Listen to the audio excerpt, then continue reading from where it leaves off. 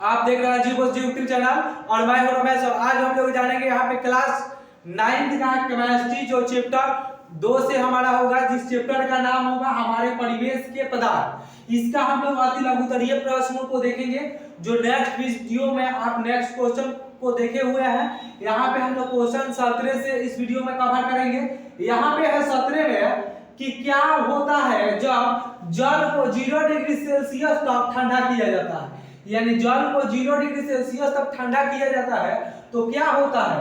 तो जल को 0 डिग्री सेल्सियस तक ठंडा किया जाता है तो वह बर्फ का रूप धारण कर लेता है। कैंची का रूप धारण कर लेता है तो बर्फ का रूप धारण कर लेता है। नेक्स्ट प्रश्न यहाँ पे है आपका कि गैस को ठंडा करने पर क्या होता है, यानी गैस को जब ठंडा किया जाता है तो क्या होता है। तो जब गैस को जब ठंडा किया जाता है, गैस को ठंडा करने पर उसके कणों की ऊर्जा कम हो जाती है, जिसमें कणों का गमन धीमा हो जाता है और वे एक दूसरे के अधिक निकट आ जा सकती है।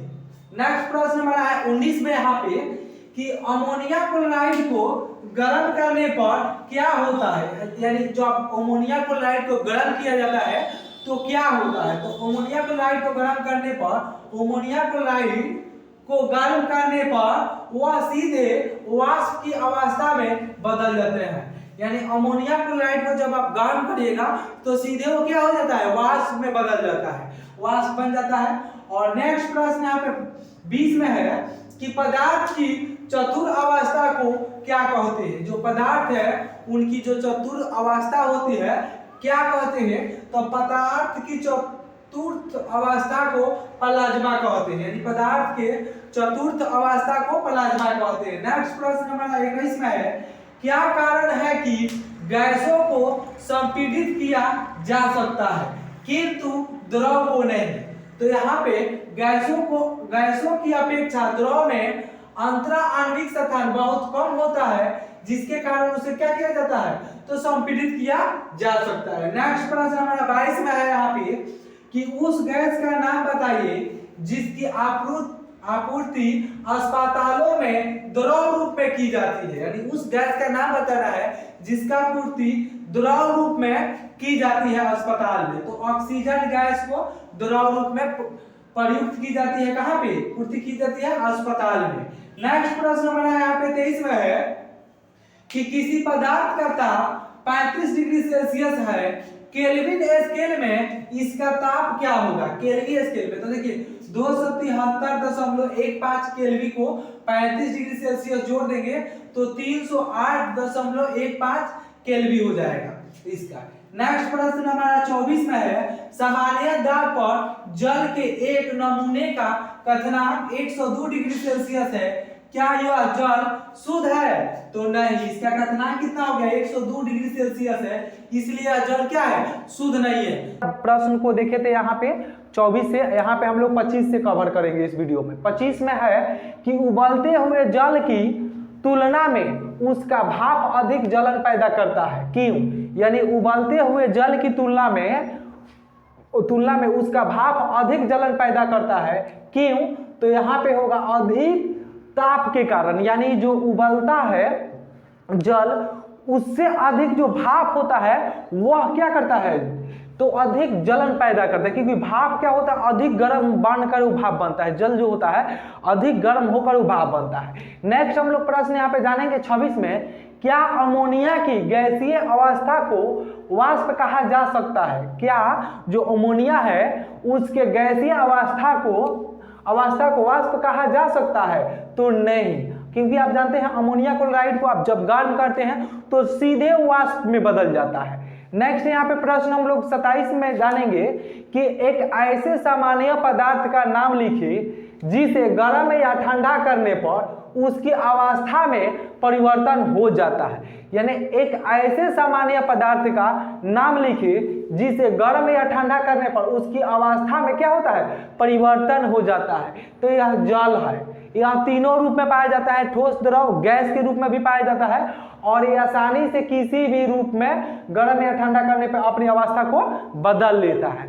नेक्स्ट प्रश्न यहाँ पे 28 में है कि एल्कोहल और ईथर में किसका वाष्पन तीव्रता से होगा, यानी जो ईथर है और क्या है, ईथर और यहाँ पे है एल्कोहल और ईथर में किसका वाष्पन तीव्रता से होगा, एल्कोहल और ईथर में तो ईथर का होगा। यहाँ पे ईथर का क्या होगा, वाष्पीकरण तेजी से होगा एल्कोहल की तुलना में। नेक्स्ट प्रश्न 29 में है, पदार्थ द्वारा अधिकृत स्थान क्या कहलाता है। जो पदार्थ है और उसके द्वारा जो अधिकृत स्थान होता है, जितना जगह को घेरता है, वो क्या कहलाता है, तो वह आयतन कहलाता है, यानी पदार्थ द्वारा अधिकृत स्थान आयतन कहलाता है। नेक्स्ट प्रश्न यहाँ पे 30 में है, क्या पदार्थ के ठोस रूप में भी उसके कण गतिमान रहते हैं।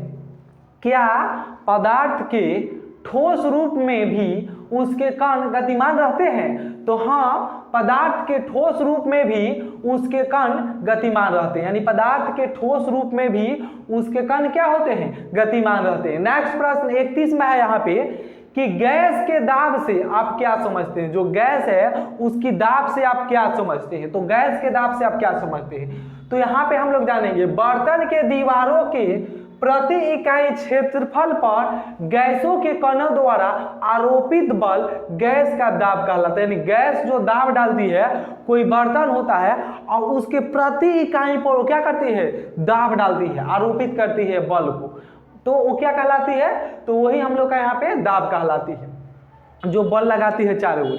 नेक्स्ट प्रश्न यहाँ पे 32 में है कि द्रव के हिमांक से आप क्या समझते हैं। जो द्रव है और उसके हिमांक है उससे क्या समझते हैं, तो वह ताप जिस पर कोई पदार्थ द्रव की अवस्था से ठोस की अवस्था में परिवर्तित होता है, द्रव का हिमांक कहलाता है। और यह प्रक्रिया द्रव का जमना कहलाता है। यह प्रक्रिया का कहलाता है, तो द्रव का जमना कहलाता है।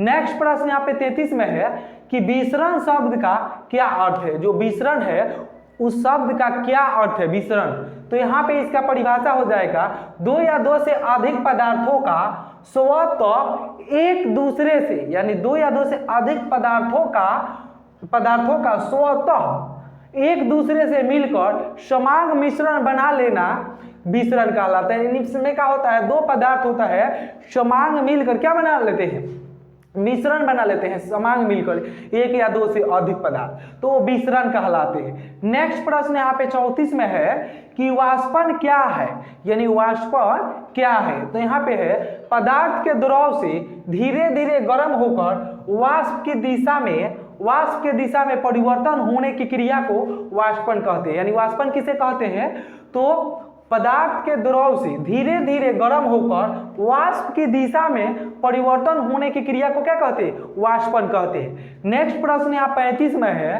कि गलनांक किसे कहते हैं। तो गलनांक किसे कहते हैं, तो वह निश्चित ताप जिस पर संपूर्ण पदार्थ ऊष्मा ग्रहण करके, यानी संपूर्ण पदार्थ ऊष्मा ग्रहण करके द्रव अवस्था में बदल जाता है, तो गलनांक कहलाता है। यानी द्रव अवस्था में बदल जाता है कब, तो वह निश्चित ताप पर जिस पर संपूर्ण पदार्थ ऊष्मा ग्रहण करके, यानी ऊष्मा ग्रहण करके द्रव में बदल जाएगा, तो गलनांक कहलाएगा। तो चलिए हम लोग नेक्स्ट वीडियो में देखेंगे नेक्स्ट क्वेश्चन आंसर। तब तक के लिए धन्यवाद, थैंक्स, जय हिंद।